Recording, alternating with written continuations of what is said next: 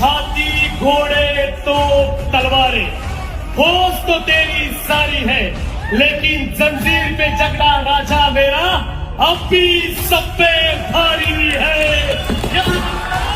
राजा को दरबार में हराया नहीं जाता, जंगल में शेर का शिकार किया नहीं जाता।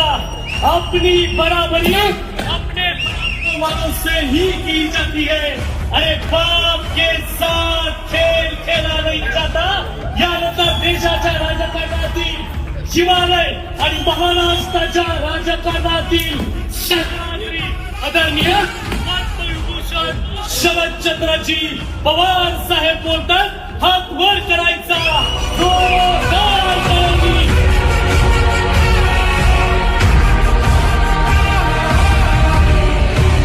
वर्ष होता त्यांना विनंती आहे की त्यांनी या ठिकाणी मनोगत व्यक्त करावं।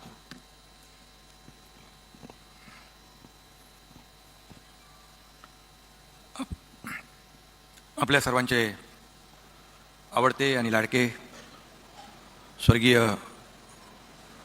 अजितदादा यांच्या शोक सभेला आपण एकत्र आलेलो आहोत।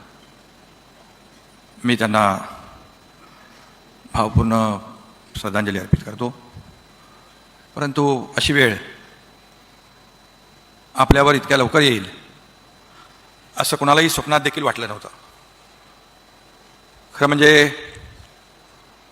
अजितदादा यांनी जे महाराष्ट्रामध्ये गेले अनेक वर्ष काम केलं, 1991 पासून आजपर्यंत अनेक पदं त्यांनी भूषवली। खासदार झाले, आमदार झाले, मंत्री झाले, विरोधी पक्षनेते झाले, उपमुख्यमंत्री झाले। एक स्पष्ट वक्ता, एक परखडपणे आपली मतं मांडणारा, बघतो करतो पाहतोवाला नाही, होणार असेल तर लगेच करणारा, नसेल होणार तर नाही म्हणून सांगणारा। खरं म्हणजे राजकारणामध्ये कडक शब्दात स्पष्टपणे नाही म्हणून सांगणारी माणसं कमी असतात। परंतु अजितदादांना आम्ही पाहिलं की होण्यासारखं असेल तर तात्काळ करून टाकायचं, नसेल होणार तर नाही म्हणून सांगायचं। आणि या राज्याच्या विकासाचा ध्यास असणारा असा मोठ्या मनाचा नेता आज सगळ्यांच्याच मनाला चटका लावून गेला आहे। 28 जानेवारी हा काळा दिवस महाराष्ट्राने पाहिला। कुणालाही विश्वास वाटणार नाही अशा प्रकारचं त्यांचं आपल्यातून अवेळी जी एक्झिट आपण पाहिली। वेळेवर पोचणारे, वक्तशीरपणा। आम्ही तिघही, देवेंद्रजी काय, मी काय, अजितदादा, आमचं एवढं तिघांचं बॉन्डिंग होतं की एकमेकांच्या मनातला आम्ही ओळखत होतो, परंतु दुर्दैवाने काळाच्या मनातला आम्ही ओळखू शकलो नाही। मुंबईमध्ये सरन्यायाधीश आता जे आहेत सूर्यकांतजी, त्यांचा कार्यक्रम होता आणि त्यावेळेस अजितदादा कार्यक्रम संपल्यावर थोडं अगोदर निघाले। मी त्यांना म्हणालो अजून कार्यक्रम आपला बाकी आहे। मला म्हणाले, असं म्हणाले म्हणजे मला बाहेर जायचं आहे, विमान पकडायचं आहे, 2 दिवस अगोदरचा मला वाटतं कार्यक्रम असेल।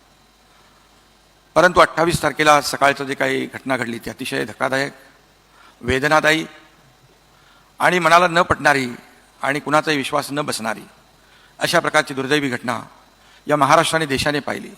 सारा महाराष्ट्र हळहळला त्यांच्या दुर्दैवी जाण्याने। प्रत्येकाला आपल्या घरातलं कोणतरी गेलं अशा प्रकारचं दुःख प्रत्येकाने व्यक्त केलं। माणसाचं काम, माणसाचं मोठेपण। त्यांच्या बारामतीमध्ये लाखोंचा जनसमुदाय जमा झाला आणि आपण पाहिलं किती मोठा माणूस होता, किती मोठ्या मनाचा होता आणि आपला माणूस, कामाचा माणूस, प्रत्येकाच्या विश्वासाचा माणूस त्या दिवशी आपल्यातून निघून गेला आणि म्हणून लाखो लोक जमा झाले होते। ही खरे म्हणजे त्यांच्या कामाची पोचपावती होती। कार्यकर्त्यांच्या पाठीशी कसं खंबीरपणे उभं राहायचं, कार्यकर्त्याला कसं बळ द्यायचं, कार्यकर्त्याला मोठं कसं करायचं हे दादांकडून शिकलं पाहिजे। आटोपशीरपणा, टापटीपपणा, नीटनेटकापणा हा त्यांचा स्वभाव होता। देवेंद्रजी आणि आम्ही जेव्हा कुठल्या एखाद्या उद्घाटनाला गेलो की एखादा कुठेतरी वायर निघाली असेल त्या इमारतीची, कुठेतरी रंग कमी जास्त झाला असेल, कुठेतरी काही छोटा मोठा अगदी काम राहिला असेल तर लगेच त्याला बोलवून सांगायचं, बाई इथे राहिलंय, हे बाई इथे चुकलंय। एवढा मोठा माणूस या छोट्या छोट्या गोष्टीकडे पण क्वालिटीमध्ये कधीही त्यांनी कॉम्प्रोमाइज केली नाही, तडजोड कधी केली नाही. मला आठवत आहे मगाशी देखील काही लोकांनी त्यांच्या एवीमध्ये पण पाहिलं आपण, हे मुख्यमंत्री माझी लाडकी बहीण योजना करत असताना मी मुख्यमंत्री होतो, देवेंद्रजी आम्ही अजितदादा बसलो, किती हजार कोटी, 46,000 कोटी, 46,000 कोटी लागणार. पण अजितदादांनी त्याही परिस्थितीमध्ये आपली आर्थिक गडी विस्कटू दिली नाही, योजना कमी केल्या नाहीत आणि विकासही कमी झाला नाही. अशा प्रकारचं अर्थमंत्री 11 वेळा ज्यांनी बजेट सादर केलं, एक अनुभवी नेता आज आपल्यातून गेलाय. किती आठवणी सांगणार आपण, कितीतरी अशा आठवणी आहेत. मी जेव्हा ते उपमुख्यमंत्री होते तेव्हा मी मंत्री होतो, मी जेव्हा मुख्यमंत्री होतो तेव्हा ते उपमुख्यमंत्री होते. आता देवेंद्रजींच्या काळात आम्ही दोघं उपमुख्यमंत्री म्हणून काम करत होतो. एक आमचं 24/7 काम सुरू होतं. देवेंद्रजी दिवसभर रात्रीपर्यंत काम करायचे, अजितदादा सकाळी 5 वाजल्यापासून 6 वाजल्यापासून काम सुरू करायचे.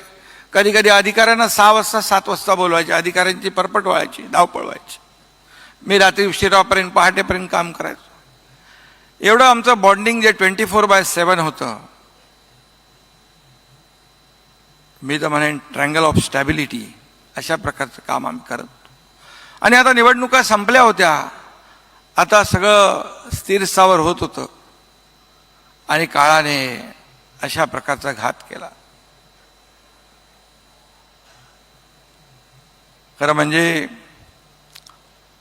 अजितदादा मोठ्या मनाचा होता, अगदी स्पष्ट वक्ता होता, वाह करायचा मोठ्या मनाने, अगदी खुले मनाने, दिलदारपणाने. मला आठवत आहे की आम्ही समृद्धीवर गेलो होतो. आम्ही आळीपाळीने ऑडी गाडी चालवली, दादा मागे बसले होते. स्पीड वाढवू दिला नाही त्यांनी, स्पीड वाढवू दिला नाही. ते म्हणाले, तुम्ही स्पीडवर लक्ष होतं त्यांचं, पण मोठ्या मनाने म्हणाले, माझी बॅक सीट फिक्स आहे, माझी बॅक सीट फिक्स आहे. गडकरी रंगायतांमध्ये ठाण्याला एक कार्यक्रम होता. मी मुख्यमंत्री असताना माझ्यावर एक पुस्तक लिहिलं होतं. देवेंद्रजी आणि अजितदादा दोघंही होते. अजितदादांनी भाषण केलं, अगदी मोठ्या मनाने त्यांनी सांगितलं. सगळ्यात जास्त सह्या करणारा मुख्यमंत्री कोण आहे? एकनाथ शिंदे. आणि त्यांनी हेही म्हटलं, अरे तुम्ही दोघं माझ्यापेक्षा ज्युनियर आहात, मी तुमच्यापेक्षा सिनियर असून तुम्ही पुढे गेलात, ठीक आहे चालतं. खरं म्हणजे ती एवी मध्ये पण आपण पाहिलं, आम्ही तिघही पत्रकार परिषदेत होतो आणि मुख्यमंत्री जेव्हा देवेंद्रजी झाले तेव्हा मी म्हणालो, मला पत्रकार सारखे विचारत होते, काय झालं सांगतो संध्याकाळी. अजितदादांनी माझ्या हातून माईक घेतला, ए बाबा एकनाथरावांचं काय ते मला माहीत नाही, पण मी तर शपथ घेणार. असं स्पष्ट वक्तेपणा, सगळ्यांना खळखळून हसवणारा, एकच हशा पिकला. आणि पत्रकार परिषदेत देखील कुठल्याही प्रसंगी गंभीर वातावरण कसं खेळकर करायचं हे अजितदादांकडून शिकलं पाहिजे.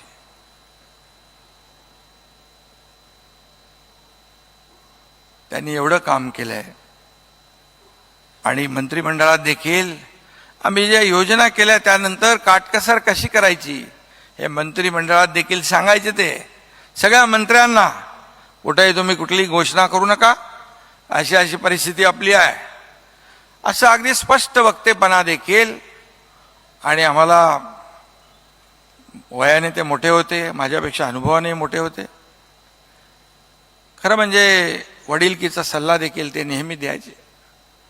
काही गोष्टी ते बोलायचे ते मी तर बोलू शकत नाही, परंतु अगदी मनापासून, अगदी त्यांचा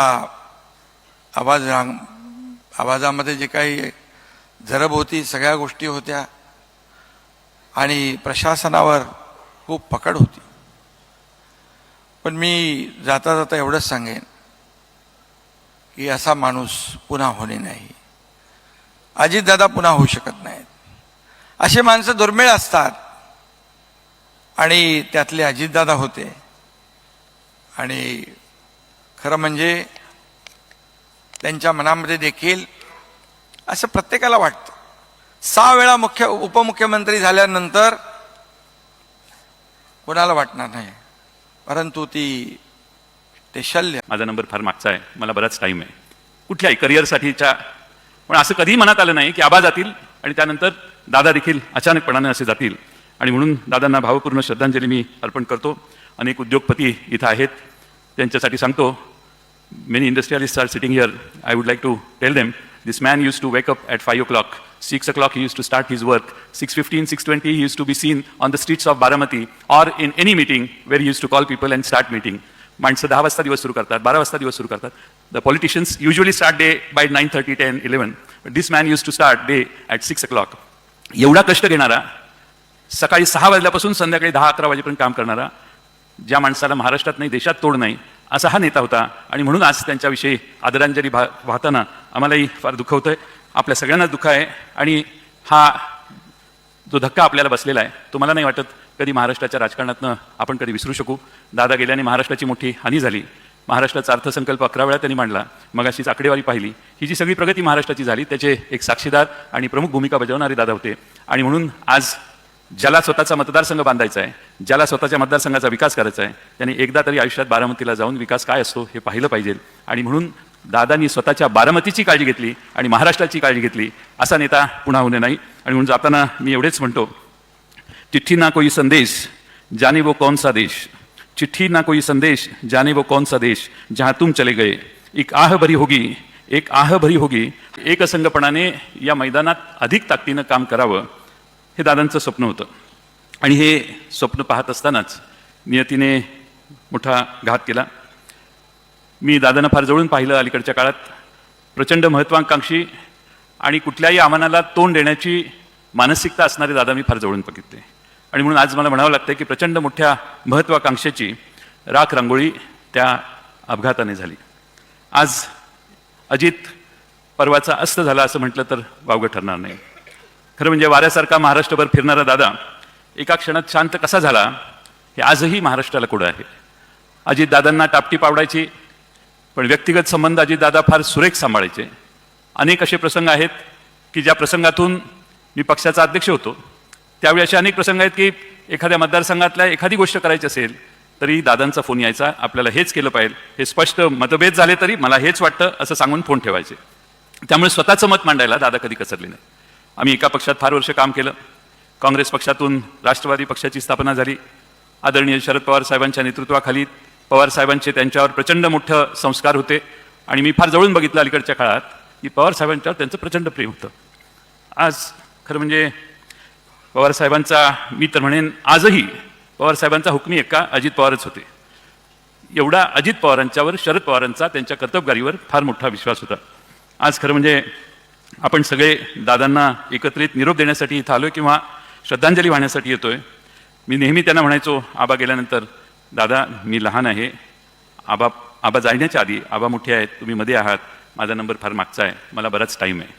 कुठल्याही करिअरसाठीच्या, पण असं कधीही मनात आलं नाही की आबा जातील आणि त्यानंतर दादा देखील अचानकपणाने असे जातील. आणि म्हणून दादांना भावपूर्ण श्रद्धांजली मी अर्पण करतो. अनेक उद्योगपती इथं आहेत, त्यांच्यासाठी सांगतो. Many industrialists are sitting here. I would like to tell them, this man used to wake up at 5 o'clock. 6 o'clock he used to start his work.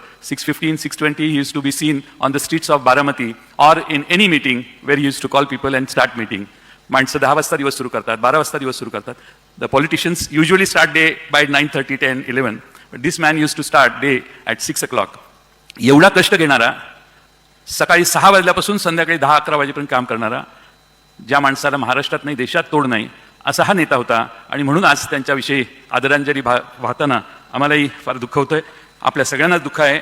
आणि हा जो धक्का आपल्याला बसलेला आहे तो मला नाही वाटत कधी महाराष्ट्राच्या राजकारणातनं आपण कधी विसरू शकू.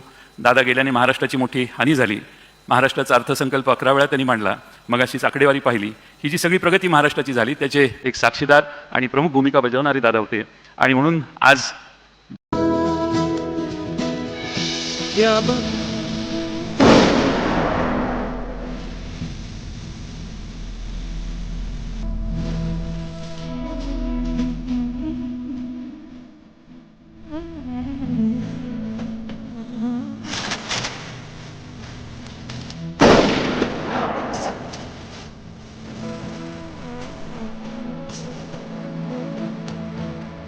Stop